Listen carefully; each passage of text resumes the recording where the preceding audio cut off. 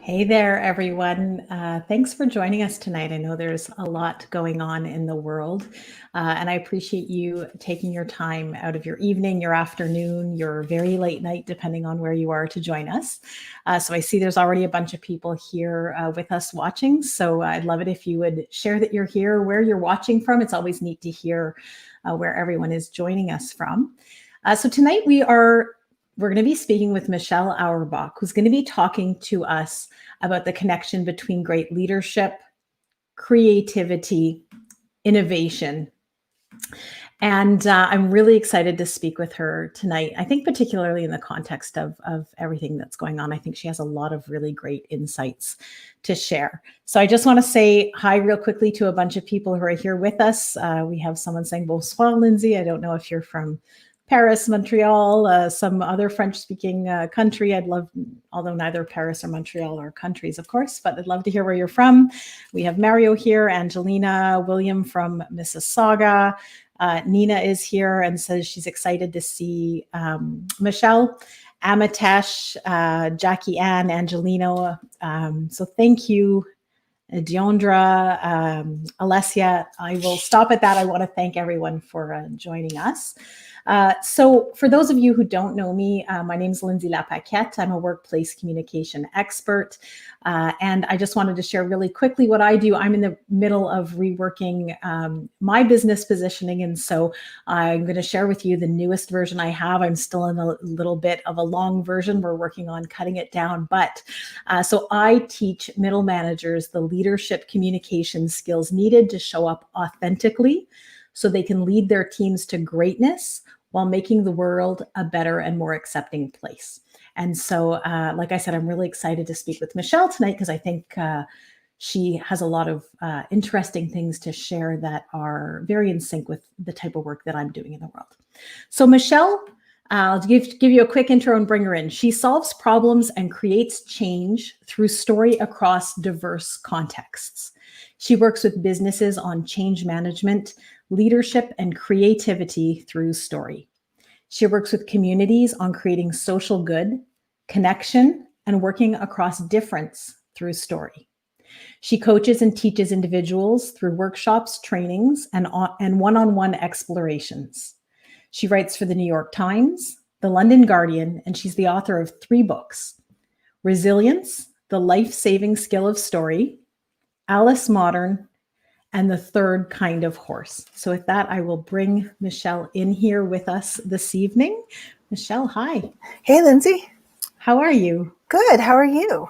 I'm good. Let me just get rid of that background. Okay, so I want to start off by letting everyone know that you can ask Michelle whatever questions you'd like. I will keep an eye on the chat as much as I can, and I really want to give you a chance to pick her brain tonight. But let's start off maybe just by exploring the primary topic here about how diversity, creativity, and leadership are linked. Can you talk to me a bit about that?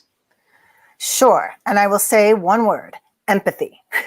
the way that I think that all of these things are linked together is through the fact that empathy sits in the middle. I was looking for I had a little note card that I'd written for myself. I was at a conference and I was presenting, and sitting at lunch right before the conference, I was like, wait a second, it's empathy that's in the middle.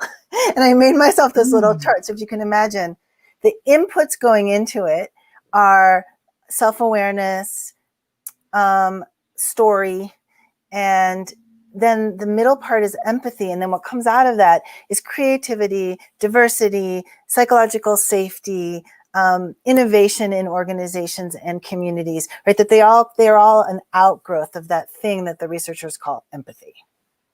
So I'm fascinated. So I would have guessed that for diversity and leadership. I'd never really linked it to creativity. I'm curious to hear what those of you listening are thinking, if this is a surprise to you, or maybe you're so familiar with Michelle's work that you knew this already.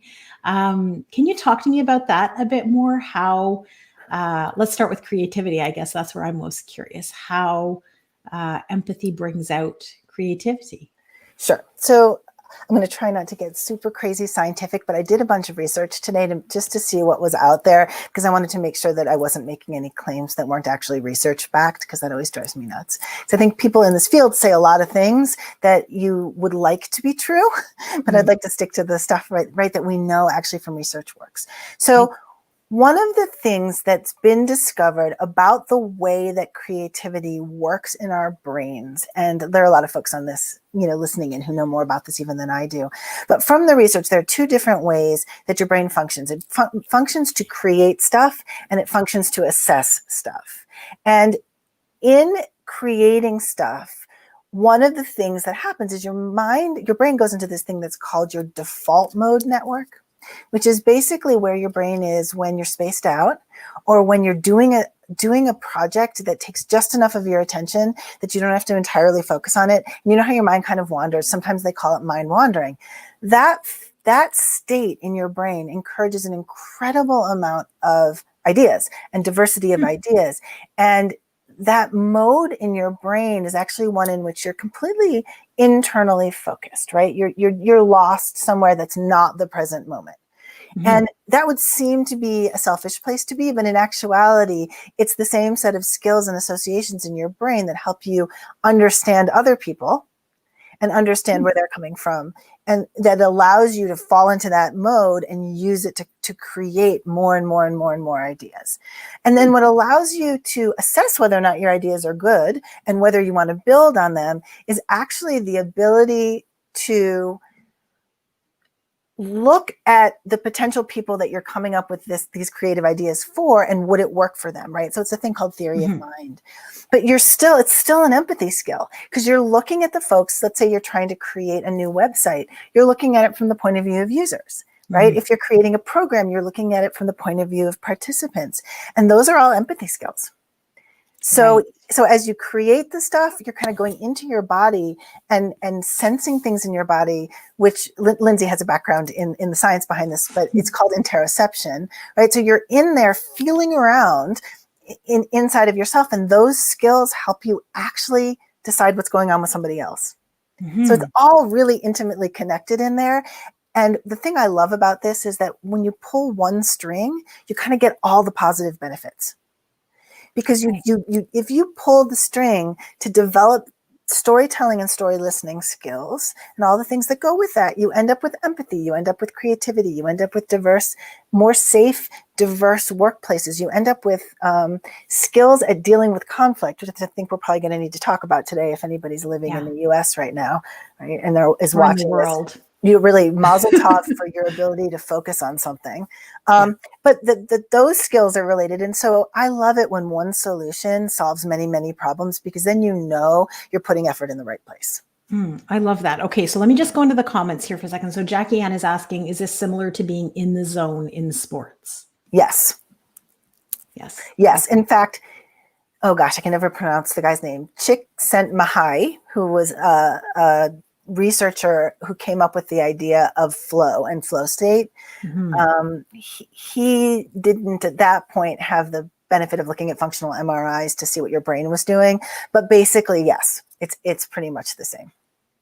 Well, and when you talk about interoception, so I think I understand it from a bit of a different perspective than what you're talking about, because I learned it through my former past in rehabilitation. But I understand it as being this sense of being able to pick up on what's going on inside of your body. So I learned it through the notion of, kids who are having a hard time toileting, who couldn't feel their need to toilet, or had a hard time telling when they were hungry. But when I think of, when I can sense that within my own body, that almost intuition, right? That gut feeling of, I don't know, I guess what's going on in the interaction, or how someone's perceiving something I'm saying. I think I'm quite skilled at that. It really does give you an ability to adapt quickly, I think, to respond in social situations in ways that navigate conflict better. It's a skill I've had to refine. It's not one I think I tapped into in my younger years. So research backs you up 100% on that there are actual studies that interoception and interoceptive awareness helps you with social cognition. So it helps you understand other people, understand what they're experiencing, to the degree that they've done research studies where they've looked at people's ability to count their own heartbeat. And it is directly positively correlated to their ability to have empathic understing of other people, which is fascinating. So your ability to go inside, and story does this for you, right? I mean, I'm going to bring this back to story a million times, but when you're listening to a story, you're feeling interoceptively, if you're going to use the big words, but you're feeling in your body somatically what's going on in the story. And it actually builds the muscle of interoceptive awareness. It builds the muscle you want kids to have of empathy. Oh, I feel what that must feel like to you in my body. Right? So you can imagine that building that skill over time, listening to people, especially if they're really different than you, and feeling it in your body brings you closer to understanding them and understanding what might be happening for them. Interesting. Okay, so I'm going to go on a little bit of a tangent here, but I'll bring us back on track. So my daughter and I were watching Frozen the other night, and we were talking about how the music changes, right? When it's something scary coming, when it's something they want you to feel sad. And I was saying something similar to this to her. Like, she'd point out the music and I'd say, they're using that to make us feel sad. They want us to see how sad she is, and they're making us feel sad in our bodies. And what I'm understanding from you is it's that sense of being able to feel and perceive, I guess, what others are. It really does link to empathy, right? When you can actually feel it in your body, what someone else might be experiencing. Yes. And I will say that teaching kids that, or business leaders, teaching, who are two categories that I work with a lot, teaching kids that, or adults that, actually helps you understand when you're being jerked around too. Right? So we're going through a lot of stuff right now in the US in which people are hearing narratives, opposing narratives that are mostly based on inspiring feeling so that they can get you to behave a certain way.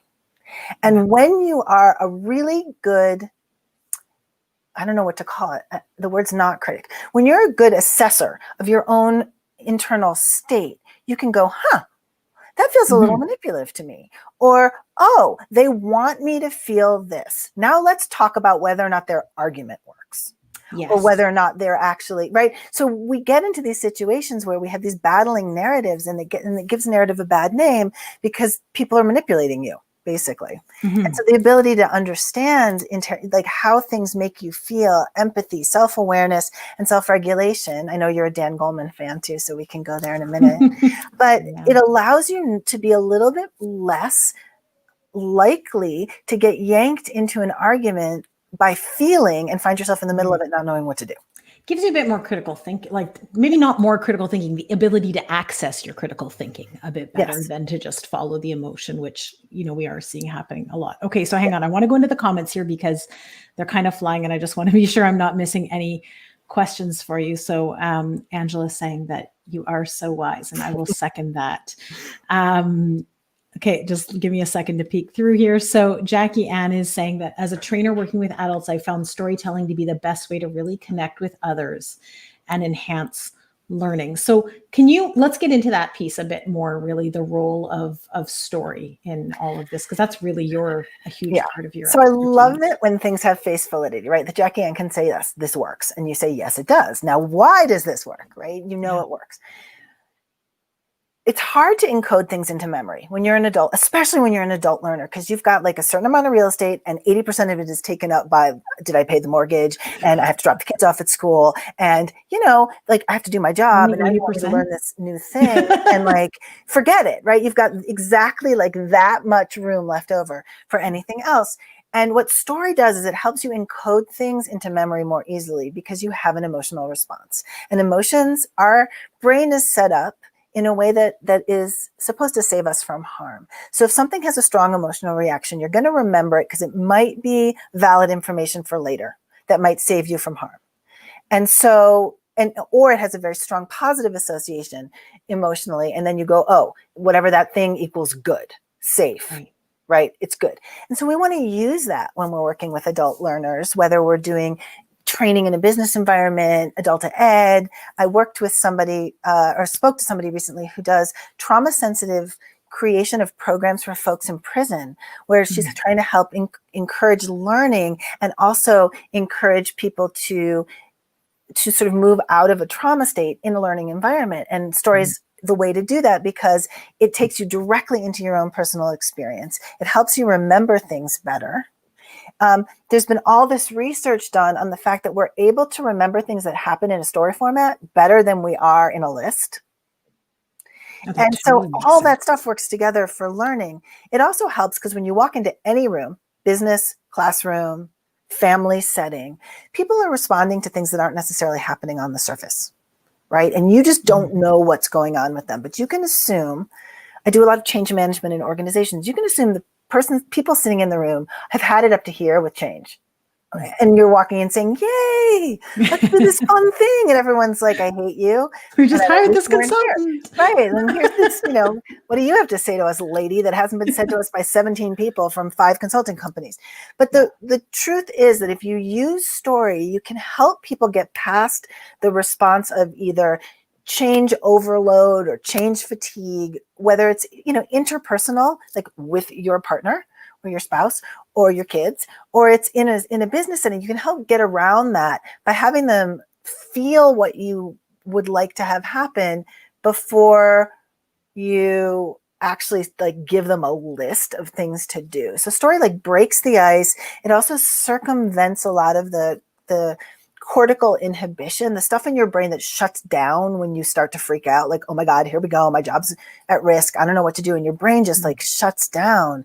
And story gets around that so you can actually engage people on a different level. So then if a business leader is listening and they're wondering, okay, they've bought in, they understand, the research and that it works. How concretely would somebody go about using story to whether it's to foster people getting more on board with change or fostering empathy? How do you do that? Okay, so I wrote a book recently called Resilience, the Life-Saving Skill of Story. And I will tell you that I gave everything, all my secrets away in the book, right? There's about 35 exercises that you can use to do this. But if you are a business leader and you are having a meeting and you know that people are going to be resistant, the very first thing I would do is have the check-in for that meeting be a storytelling exercise. Because then the minute people walk in the door and you ask a question about how you would like them to feel. So you don't necessarily say like, tell us this time when you changed and it wasn't so bad, right? Because that's just really not that helpful. But you can ask a question like, when was a time you worked together? Like tell a story to the person next to you about a time you worked together with a team where you were able to achieve something that really surprised you, right? And people will bring up those feelings of achievement, of success, of camaraderie, of collaboration. And that's really useful. So if that's what you're trying to achieve, that's your question. If you want people to actually be able to say, see possibility, you could say, tell a story that you heard that had a very unlikely outcome. I love this. Right? So you're picking what you're trying to foster, the emotion you're trying to foster in them, and you're choosing the question based on that to elicit an experience. Right. And then you let them tell the person next to them. And in so doing, they get to develop 2 skills. Number one, they talk and they tell their story. So they're heard. And they get to think about the experience they had in the past, bring it out of like the reserve memory and into the present and make it real.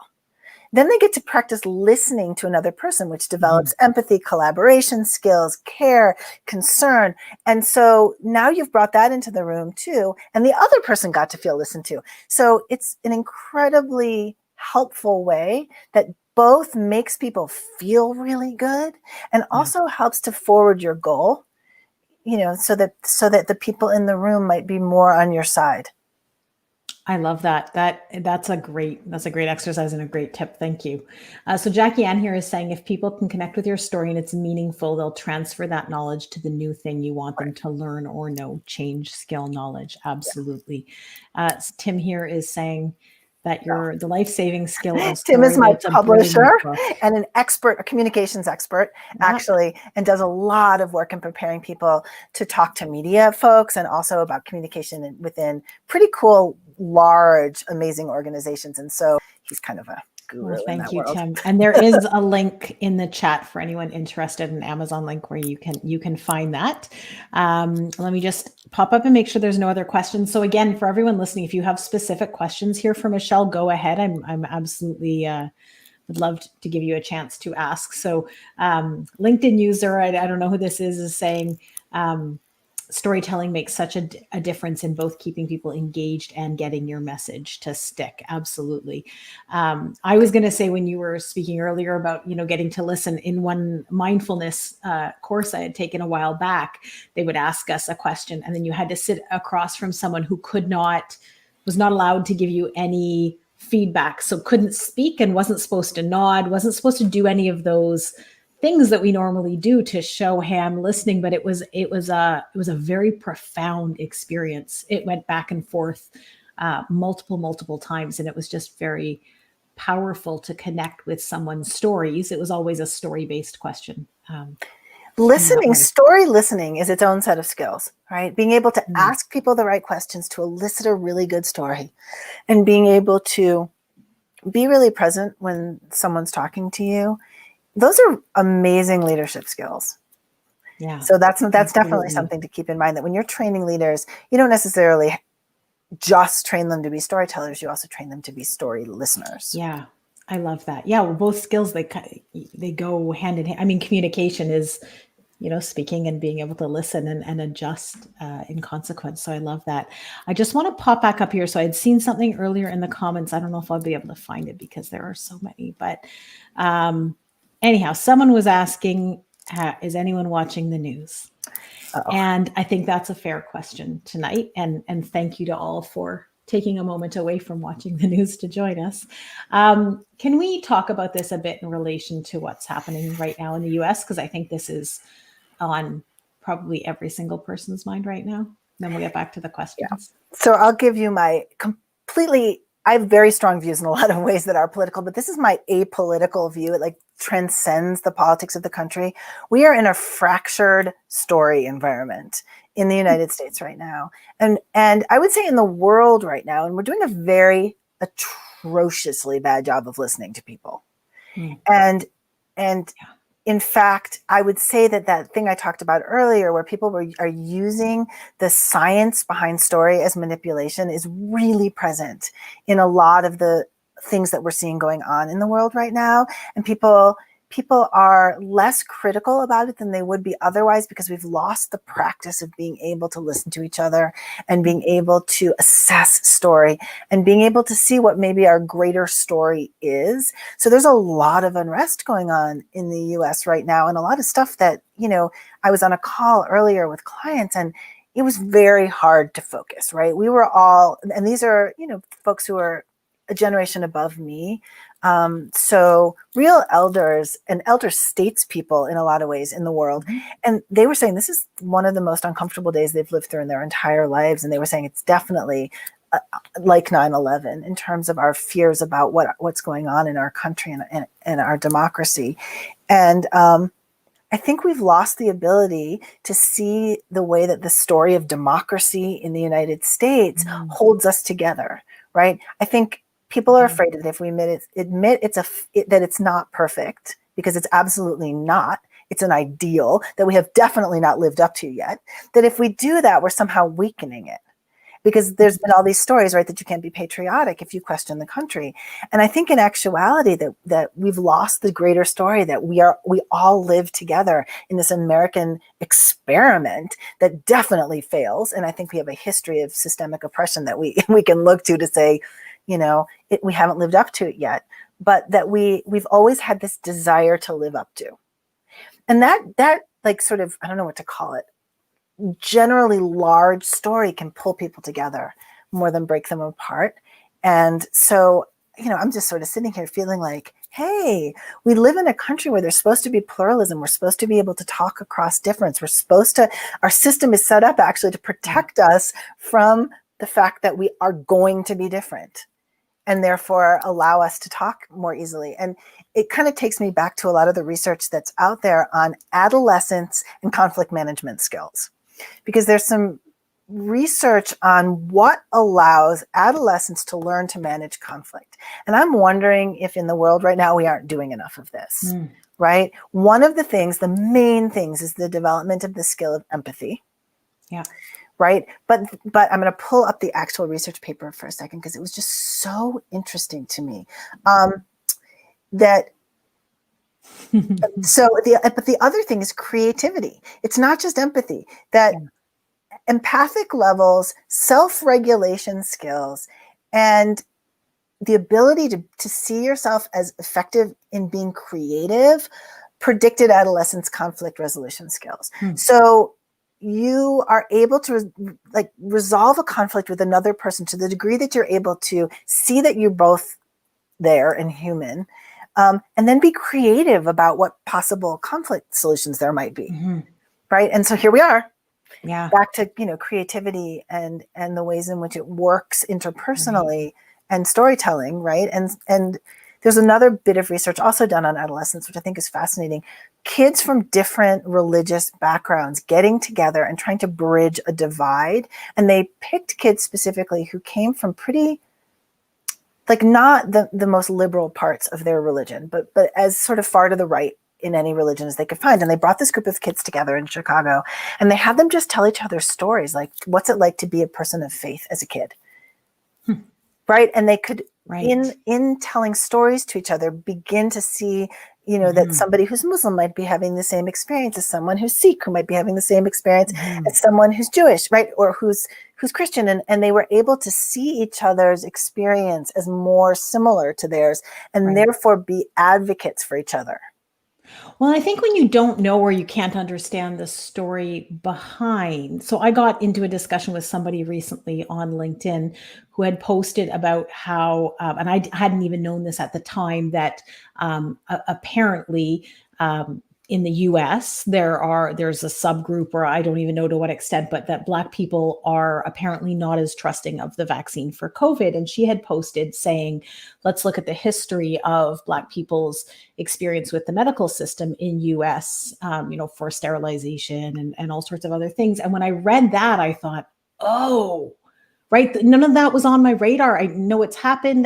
Would never have myself been able to link that to not wanting the vaccine. And so just to share the story with me helped me to understand. I didn't even understand that was a situation or an issue, but just put it into context so I could sort of see the through line behind all the decisions. And so I think when we can get access to that information or that story, it does give us perspective and empathy. And I also get the sense that we're not sharing that enough. There's not enough space necessarily to share that. And there's a lot of challenge navigating the interactions around the sharing of those stories that make it hard to have those conversations. But having them is essential, right? And for sure. I'm going to say the thing that I think at this point everybody knows I'm about to say. The research says that, let's take workplace settings. Workplace settings with greater ethnic diversity are actually more creative, produce better solutions, and produce better bottom lines for their business. Yeah. So we're going to take we're going to take that's a good, right? We'll just assess that that's a good. But they also produce more creativity, which I think everybody would agree is a good. And why?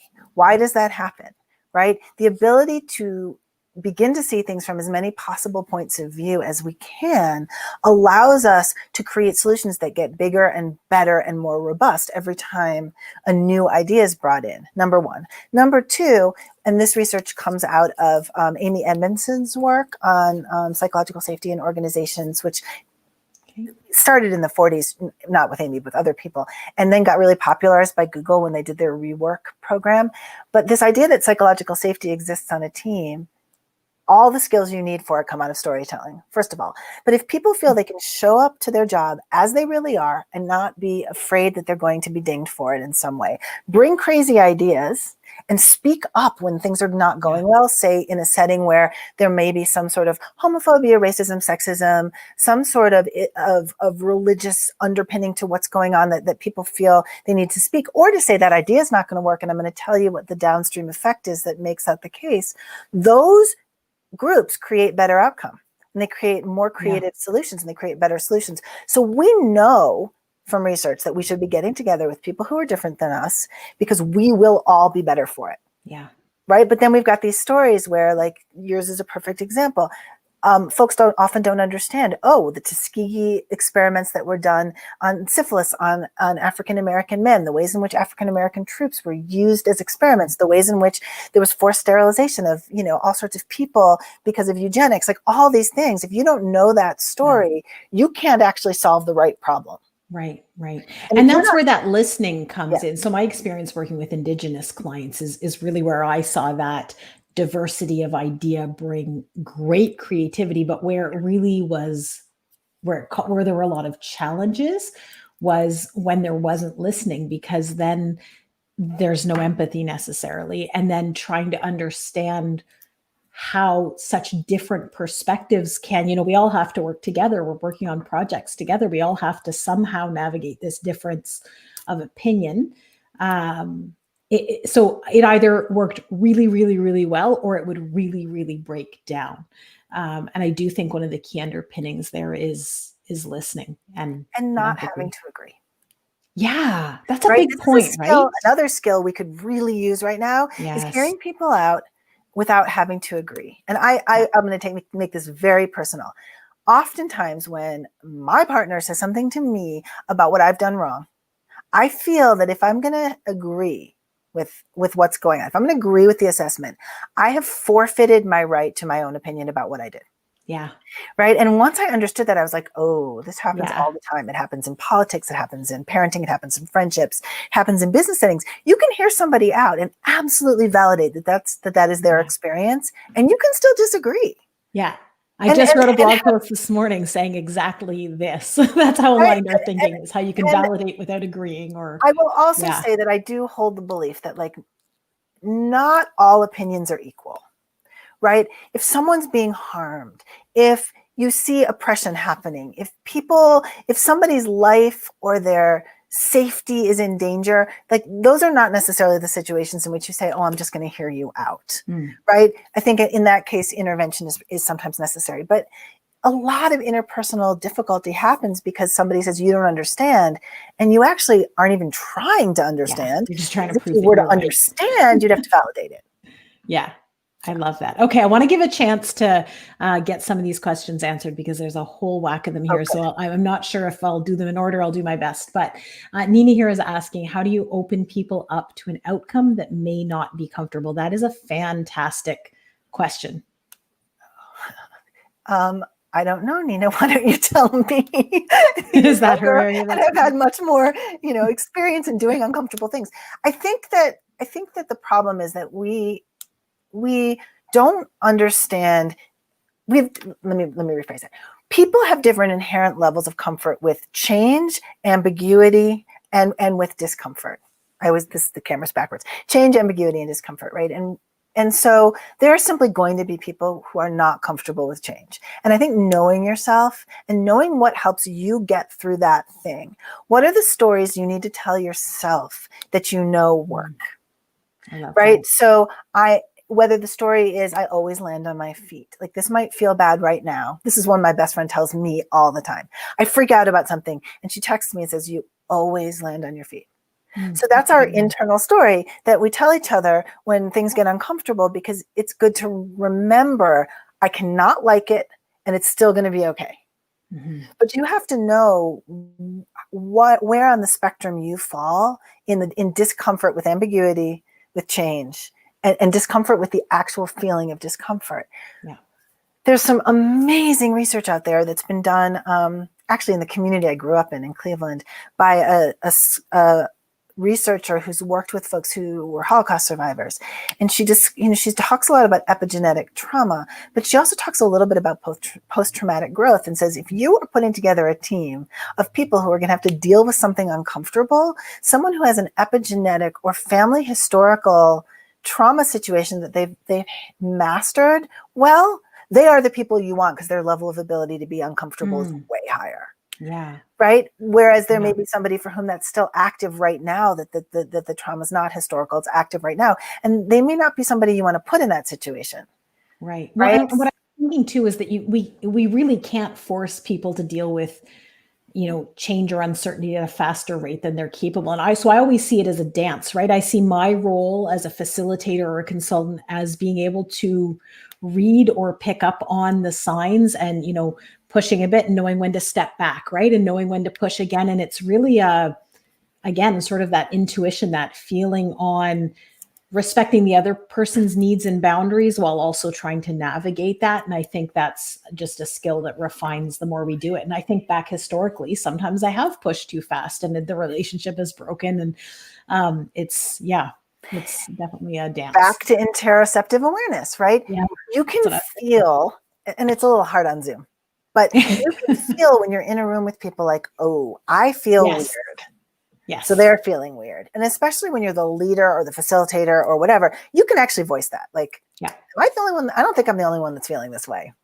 This is really uncomfortable, right? Yeah. And that ability to have that interoceptive awareness and then ask people to explain to you their stories of why this is happening, allow them to work through that fear and that difficulty. So the other answer I would say to Nina is ask them the right questions. Help them tell themselves a story that where there's difficulty in the middle, and they are actually able to use that difficulty to create something better, right? And I call this in the book the story equation, but I've been referring to it as like an off-ramp on the highway. Like you're whizzing down the highway of discomfort, and if somebody just said, can like turn on your turn signal and kind of get you on the off-ramp where you're actually going to describe a solution or a positive outcome or a way in which you already have the skills to deal with something, you can kind of take the off-ramp.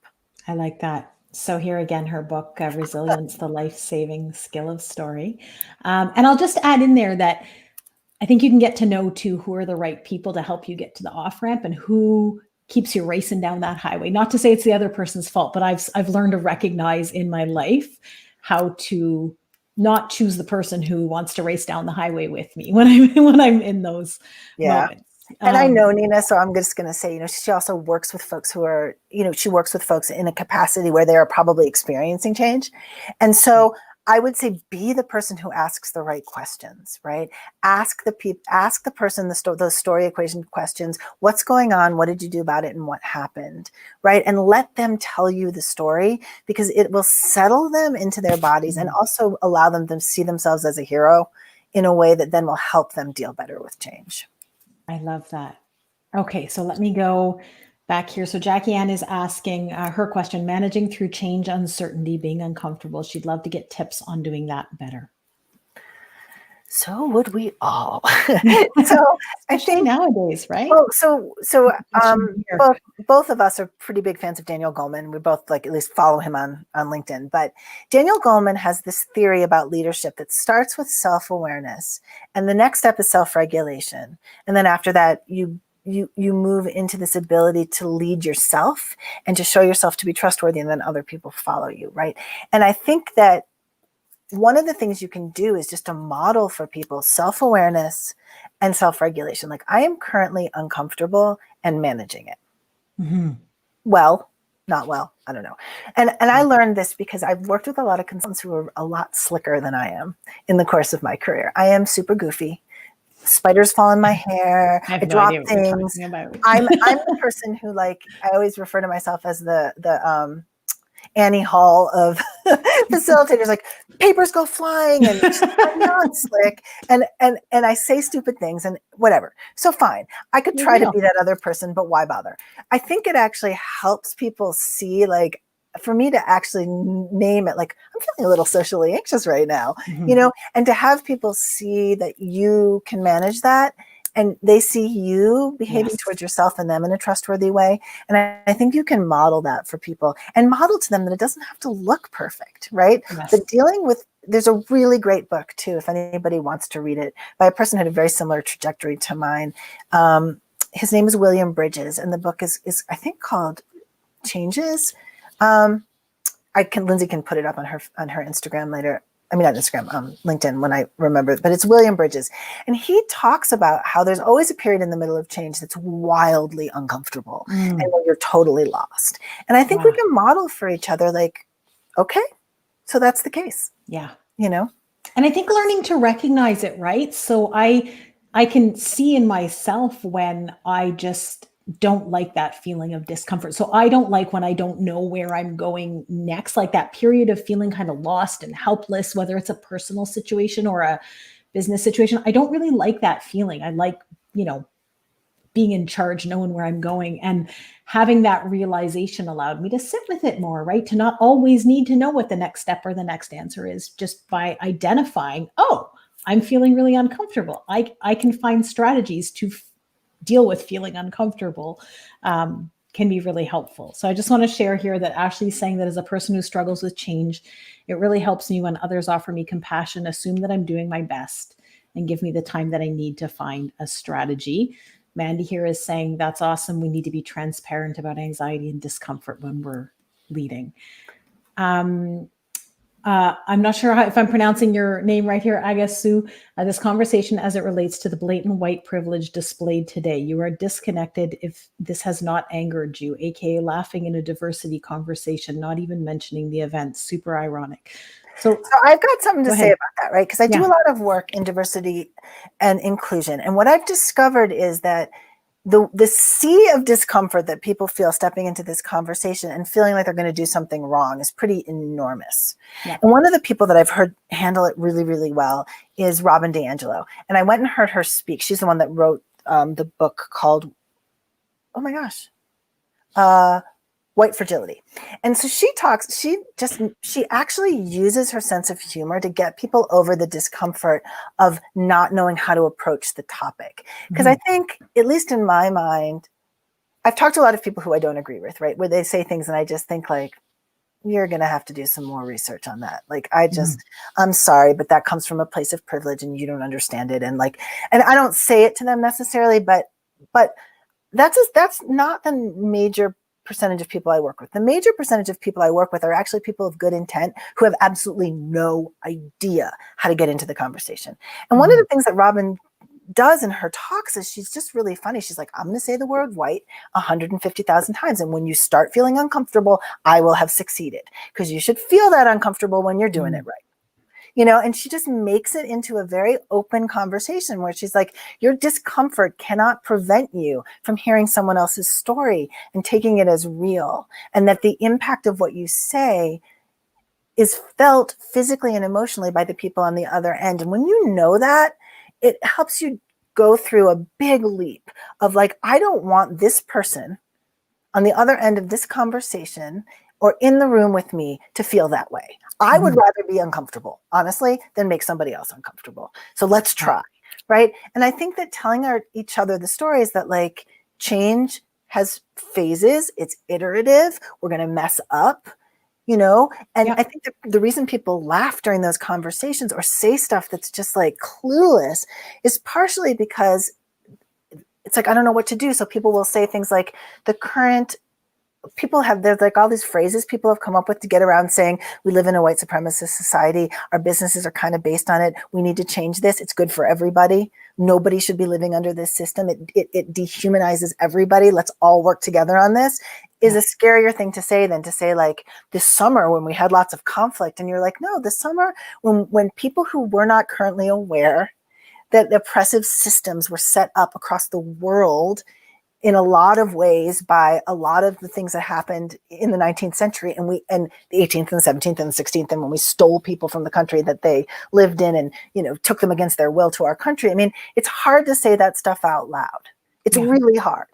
But once you realize that, like, I believe in democracy, I believe in America, I believe in the idea that we are trying to do it right and we have failed.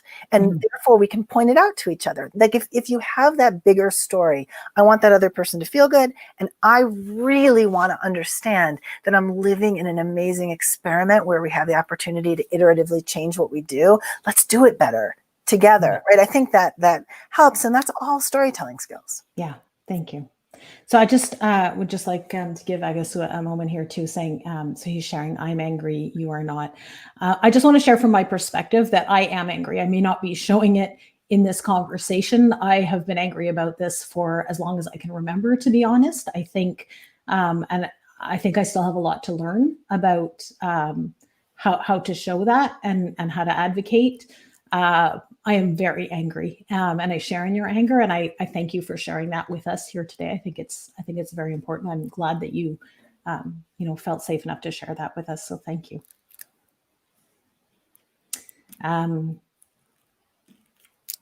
Yeah. So the comments are a bit long for me to get into all of them, but just other people saying that they are also upset with what's going on. This conversation's been a bit of a break. But with that context in the background, yeah, and not to pretend that this is not going on in the world. I mean, this has been going on it's come to a certainly a head today. It's come to a head other times, and it's unfortunately been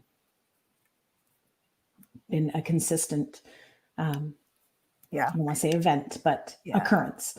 You can't. So I'm reading if we don't go through the discomfort, how can we get to the change? You can't. Yeah. And therefore we have to develop our capacity for discomfort. And I think this is one of the things that one of my all-time favorite thinkers about this, her name is Angel Kyoto Williams. She's an African-American Zen Buddhist priest. And she talks about how we have no capacity in this world for discomfort, and that by being willing to sit with the rage and the discomfort and not try and skitter away from it and get away from it, that capacity will allow us to make change. And I would say that a lot of our wisdom traditions hold some really powerful tools for doing that, for being able to sit with discomfort, for being able to feel intergenerational systemic rage against inequity and oppression, and then to be able to actually learn how to act in ways that are birthed out of all of that, and that help us make change. But I think the ability to cultivate discomfort, story does that for us.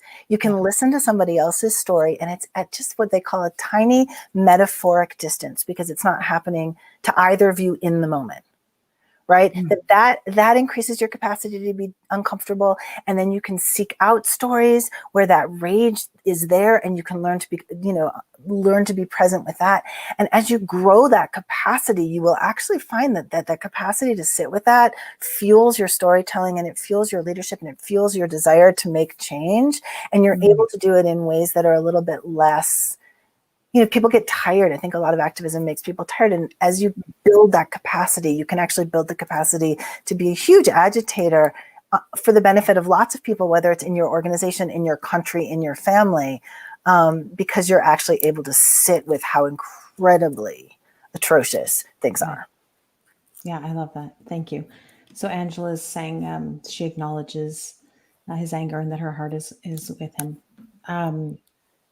I just want to go back up here. So Joe's asking, how do I channel? I don't know if this question is specific to me, or how does one channel anger to action? I think that's a great question. I know for myself, my background is working with marginalized populations from the beginning of my career. And I used to, quite frankly, get stuck in that anger, really, really stuck in it, stuck in feeling that nothing I could do would change it, stuck in feeling that the system would never change. And so for me, part of it was learning to dose my activism in ways that I can sustain my energy, so that I wasn't, not that I was burnt out, but wasn't becoming, what's the word? Not apathetic, but, building up a wall to protect yourself from the issues. So part of it was learning to dose my energy around it. I think anyone who follows me knows that these are issues that are very, very near and dear to my heart. And I think it's the core of what I'm trying to do in my business, is bringing a culture where people can truly see people for who they are, can hear people for who they are, and don't expect people to be showing up in specific ways. And so to be honest, I think what I'm contributing is really baby steps. I try to speak up.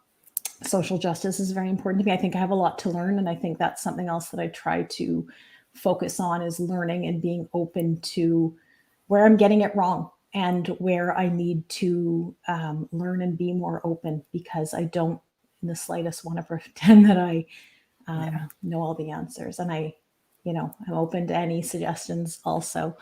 So I know we're rounding out the hour here. And I'll just add here, so Bella is saying she likes the question, so what? That is, having learned something, what do I do next? Learn more, take a small action, find an ally. And I think that's a great point, because it often is, again, to get me out of that state when I was younger of overwhelm, of this is too big of a monster. It's like, what's that one concrete thing I can do today? And how can I build on that? Yep. So I think storytelling skills give you really concrete ways to do this, right? So that the very first thing you could do is just, let's say we're going to deal with injustice. You're going to set yourself the goal of just listening to some stories that move more people's experience towards the center. There's an absolutely brilliant theologian who wrote a book called Black Theology as a Mass Movement, but he also is an incredible activist. And his name is Charles Howard. And he talks about moving things from the margins to the center. And so in a way, this storytelling always makes the center bigger. So there's more room. Yeah. Right. So you can use these storytelling actions just to make more room in the center. So if it's an activism, it's listening to more stories, moving more things into the center. And if it's in a business setting, try using one small thing in a meeting where you actually connect with people and allow their emotional selves to become present in the room, because and see what the outcome is and see where you feel uncomfortable. Right. And even voice it. Oh, this is making me feel a little uncomfortable. Right. We were taught in a business setting never to do this. Well, what if we did? What if we created emotional safety? But right. And if it's interpersonally, just ask someone their story. Ask them to tell you a story about what's important to them right now, and see what happens when you use your body as like a big sounding board for experiencing their story, right? So those are very small, concrete actions you can take one-on-one in a business setting, or, in a larger cultural context, that will help you always get to move more people's experience towards the center. That's powerful. Thank you. So on that note, I do want to just ask you, well, first of all, of course, thank you for coming here tonight and sharing all of your brilliant knowledge with us. I've learned so much. And I know there's been a lot of people on, so I hope everyone has gotten some value out of the discussion tonight. Where can people find you, Michelle? So where can you find me? Stuck in my office without actually. Where can you find everyone? I'm right here where you are seeing me 24 hours a day. You can find me. My writing website is michelleauerbach.com. My business website is modicacommunications.com, which you can get to from my writing website. You can find my books wherever you buy books. They're there, Amazon or Barnes & Noble. If you don't like doing those things, if you like local, my local bookstore is called the Boulder Bookstore, and they have all my books. And so you can order them for them and support a local institution, which makes me feel really good. And then Instagram, Michelle Auerbach at Instagram. Okay, so there's Michelle at Michelle Auerbach. So Ashley here is saying this has been wonderful. Thank you. And I just do want to share. So Michelle also, I have a podcast called, I'm just looking for the link here, a podcast called the Workplace Communication Podcast. Michelle has done an interview with me on the life-saving skill of story. It's not out yet. You can go to lindsaylapaquette.com/podcast. You can find it there, or you can put your email address, of course, in the little box up top. You'll get a notification when her podcast episode comes out. So if you're interested in that, you can hear more from Michelle on this topic. It's not the exact same conversation. We discussed all sorts of similar and related topics. If you've enjoyed this, you can find that there. And for anyone interested, so next week, I do these lives every Wednesday at 6 p.m. Eastern. Next week, Wednesday, January 13th, I'll be doing one on my own. I've never done one alone yet, just because there's something I wanted to talk about. So we're going to be talking about who do you want to be in 2021? Because I've seen so many posts about, what we're going to accomplish and everything we're going to do in 2021. And I think we sometimes skip over who we want to be and how we want to show up in the world and how we can align our actions and our goals to how we want to show up in the world. It's something I've been reflecting on a lot, probably through my whole life. I think I was born reflecting on this maybe, but certainly over the past year. And so I'll be sharing a little bit, and then people can come on screen with me. If you are interested, you can jump on StreamYard with me. I can send you a link real quick and you can share with everyone. I'll be walking you through a few questions to figure this out, and you can jump on and share with everyone. So January the 13th at 6 p.m. You can find it. Oh, let me actually just drop a link to that in the chat. So you can find that here if you would like to attend that. And so let me just go back up. So everyone's just saying thank you for the great conversation, Michelle. Oh, Andres, that's so we've got people from Chile, we've got people from Canada, we've got people from South Africa, we've got people. Yeah, lots of people. And I do apologize. I think there were questions higher up. There was so much going on in the chat. I couldn't quite keep an eye on that and keep my focus on you. So I tried to get everyone's questions. If you have anything unanswered, I'm guessing people can reach out to you. My website has my, a contact form you can get me, and it comes right to my normal email, like it's a real email. And then you can also sign up for my newsletter there. But if you have anything you want to ask or any conversation you want to continue, message me on Instagram or send me an email, and I'm happy to talk to you. Okay. Awesome. Well, thank you, Michelle. I appreciate it. Good night, Thanks, everyone. Lindsay. Okay. Bye.